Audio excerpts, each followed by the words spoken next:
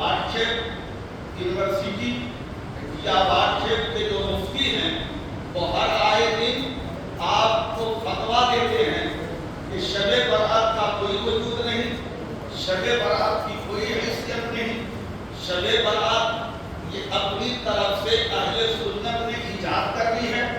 عیاذ باللہ، میں کہتا ہوں کہ کیا تم ترمذی شریف کی صحیح حدیث کو بھلا دو گے؟ کیا ابن ماجہ اور نسائی وغیرہ کو تم فراموش کر دو گے؟ مشکوٰۃ شریف کو تم فراموش کر دو گے؟ کیا رسول اللہ صلی اللہ علیہ وسلم کا شب برات میں شب بیداری کرنا اسے فراموش کر دو گے؟ کیا صحابہ کرام اور حضرت علی کے عمل کو تم مسترد کر دو گے؟ بتاؤ، رسول پاک صلی اللہ علیہ وسلم شب برات میں جاتے اور دیکھنے والے نے دیکھا، اور کس نے دیکھا؟ ہماری عزت مآب ماں ام المومنین حضرت عائشہ صدیقہ رضی اللہ تعالی عنہا بیان فرماتی ہیں۔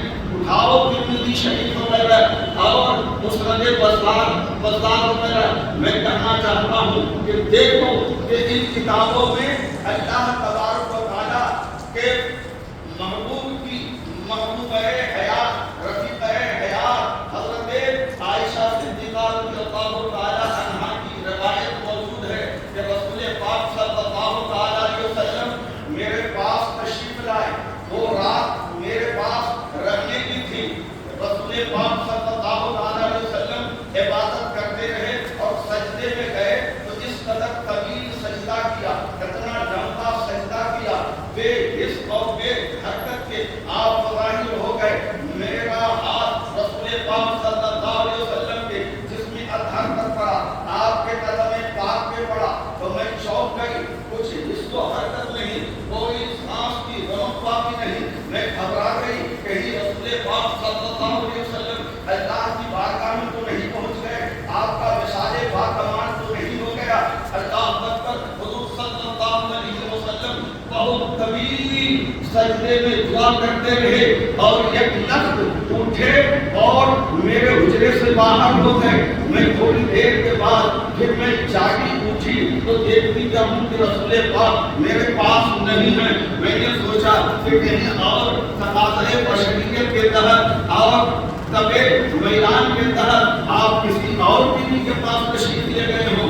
ام المومنین حضرت عائشہ صدیقہ رضی اللہ تعالی عنہا بیان فرماتی ہے کہ میں اپنے گھر سے نکلی اور تلاش کرتی ہوئی رسول پاک صلی اللہ علیہ وسلم کو میں نے جنت البقیع بقیع گھر پر میں پایا۔ فرماتے ہیں حدیث کے کچھ اس طرح الفاظ ہیں، ان کے بیان ہیں، فیضا ہوا فی جنت البقیع، فیضا ہوا فی البرکت۔ میں اچانک رسول پاک صلی اللہ علیہ وسلم کو مدینہ منورہ کے عظیم قبرستان میں دعا مانگتے ہوئے پایا۔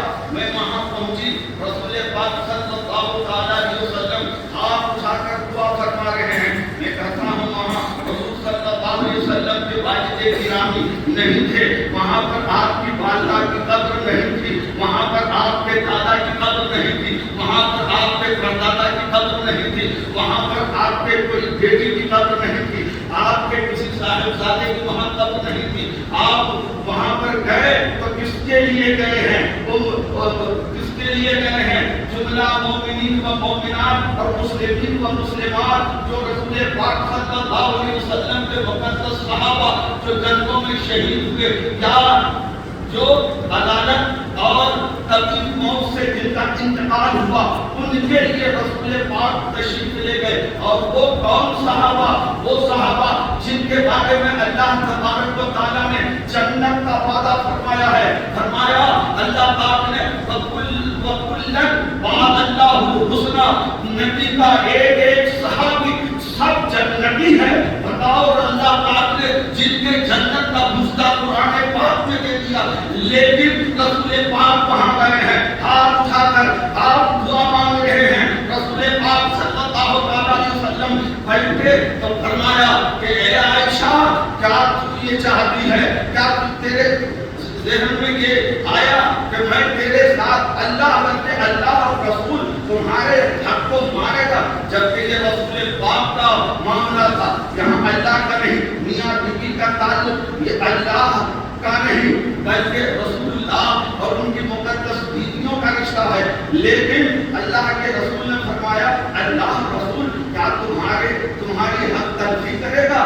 جب آج تیرے پاس میری باری ہے تو تیرے حق کو اللہ کا رسول ضائع نہیں کرے گا، یہ فرماتے۔ لیکن فرمایا اللہ اور رسول، تو اللہ اور رسول تیری حق تلفی کرے گا تو اللہ کا معاملہ کیوں انتظار کیا کہ سنو رسول اللہ وہی کرتے ہیں جو اللہ کہتا ہے، رسول اللہ کی رفتار گویا کہ اللہ کی رفتار ہے، رسول اللہ کا عمل گویا کہ اللہ کا عمل ہے۔ وما رميت إذ رميت ولكن الله رمى وما ينطق عن الهوى إن هو إلا وحي يوحى۔ نبی اپنی مرضی سے کوئی کام نہیں کرتا، اور جو کام کرتا ہے وہ حقیقت میں اللہ ہی کرتا ہے۔ اس لیے اے مسلمانوں، ام المؤمنین عائشہ صدیقہ فرماتی ہے کہ رسول پاک صلی اللہ علیہ وسلم نے فرمایا کہ اے عائشہ یہ کون سی رات ہے؟ یہ لیلۃ البراء ہے، یہ برکت کی رات ہے، یہ رہائی کی رات ہے، یہ چھٹکارے کی رات ہے، یہ برکت کی رات ہے، یہ نجات کی رات ہے۔